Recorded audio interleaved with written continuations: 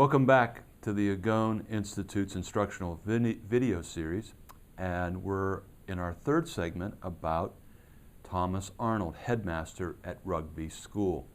And we are in this 21st Century Models for Sports Ministry course, and in this course we're trying to share some models and some examples of past folks who have integrated faith and sport and done ministry around sport, and all as a platform for you as a student to envision your 21st century sports ministry models.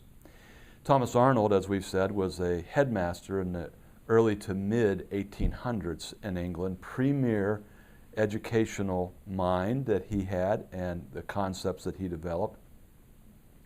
And we've talked a little bit about maybe someone taking this course is going to think about now moving into the Christian school movement as a model for 21st century sports ministry.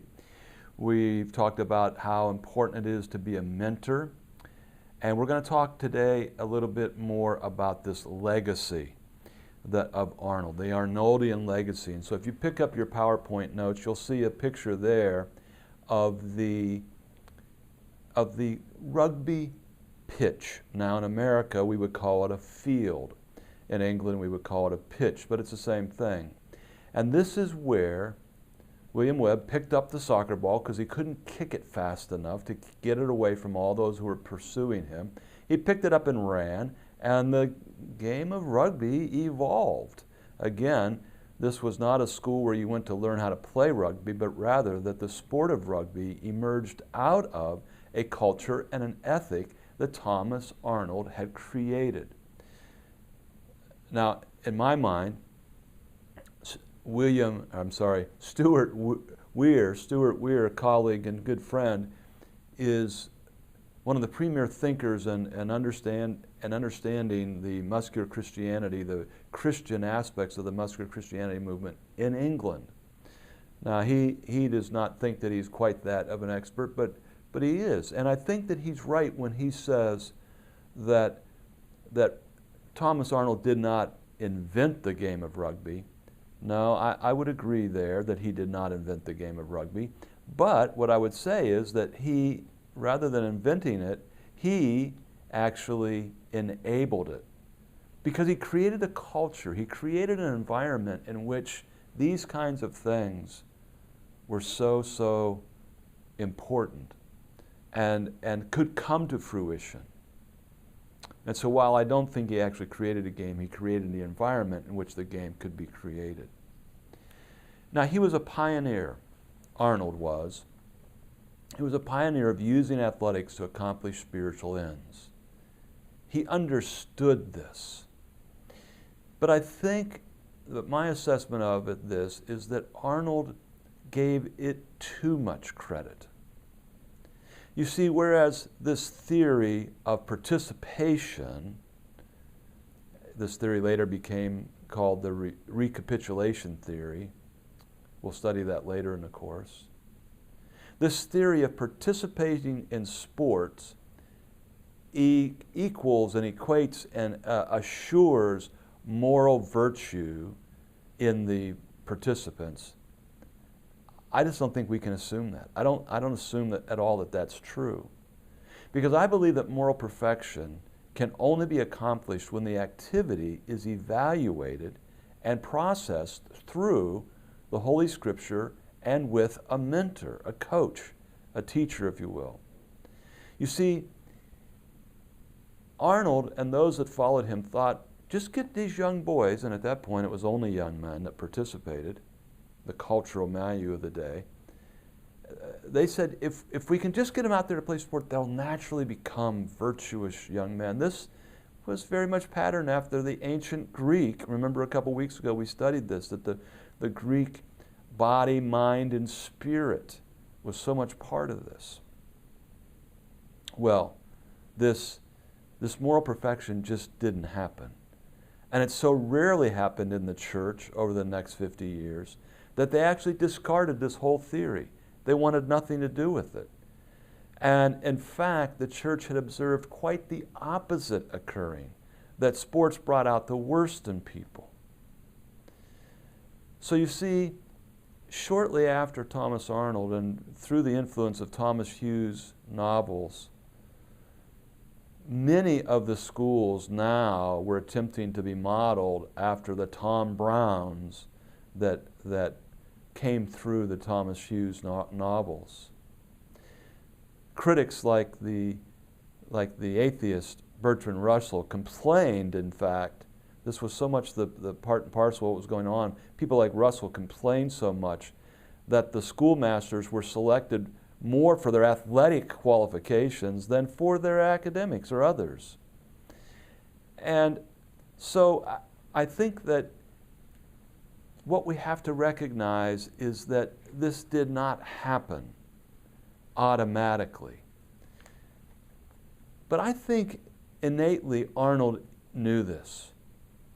And in fact, what he really did teach then was that, well, not so much what he taught as much as how he lived and how he conducted himself as the headmaster of the school, was that the active life does teach about faith in the image of this classical Greek athletic theory, body, mind, and spirit. But that there are teachable moments that occur, and you need to be able to grab hold of those moments. Now, in your models, 21st century, are you actually creating opportunities for these teachable moments that you can grab hold of, the adult men in your sports leagues or your young people at a camp? You see this picture that comes out of the Tom Brown novel, where Tom Brown is one of the crewsmen in this crewing group that is crewing on the river there. And that, notice how the person standing in the river giving instructions and helping them out actually becomes that coach or that mentor, if you will. And so these teachable moments that came out of the Tom Brown novels are things like learn how to persevere to win, be coachable. So like this figure of the Tom Arnold in the Tom Brown novels that Tom Hughes wrote about, that's in this picture. This is what we're supposed to be doing. We're supposed to be right there with these models. How are we doing in our sports ministry today? Are you doing that? Let me finish his legacy by showing you the pictures on the next slide of Baron Pierre de Coubertin. And de Coubertin read the Tom Brown novels. Now, he was a self-avowed, self-declared atheist, and he never thought that we should do what Thomas Hughes was recommending in these Tom Brown novels that he learned from Thomas Arnold. But de Coubertin said, let's create a secular version of this, and therefore the modern-day Olympics. And you see him on the right side of the picture there as a young, muscular atheist, if you will. And then you see him with the original IOC, the International Olympic Committee. He believed that we could create a secular version of muscular Christianity, and that we could better the world through it, and that men could become more virtuous. Again, women didn't participate. And that men could change the world, that we could have peace in our time by bringing all these people together. And he kept much of the religious trappings of muscular Christianity, but without the innate faith. The athletes would have to recite a pledge, what they believe, like we would recite on a Sunday morning in a church our Apostles' Creed. He thought that if we could help the athletes to learn these lessons that they would learn in sport about life, that life could be better. So you see that even Arnold's legacy lives on today through the modern Olympic movement, but much more secular, obviously. Well, let's wrap this up. What are the models that we can really take away from Thomas Arnold that we can apply to 21st century models of sports ministry and sports outreach? Well, first of all, everyone does need a mentor. Lessons about faith and life are not automatic. And that we need these models of these role models that come and help us process what we're learning in our sports. How are you going to incorporate that in your sports ministry? And the second thing is these teachable moments.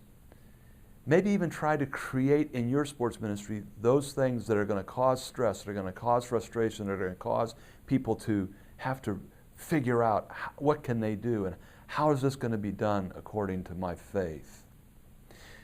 I rather like what my colleague and professor at Azusa Pacific in sports ministry, Steve Quattro, has come upon in his book that we talk about intentional outreach.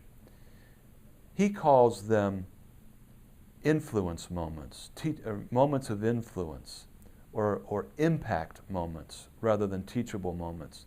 And what he's talking about there is the influence and the impact that you can have for the gospel.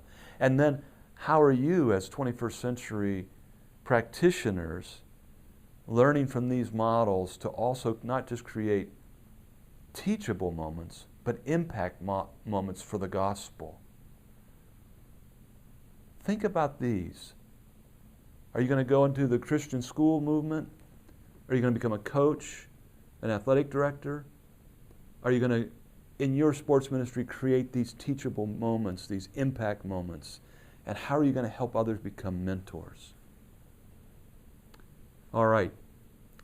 Next time, we're going to continue on in our journey in the early to mid 1800s and learn from a man by the name of George Williams about models that we can use today in the 21st century. I'm Dr. Greg Linville for the Agone Institute of Sports Ministry. Thanks for joining.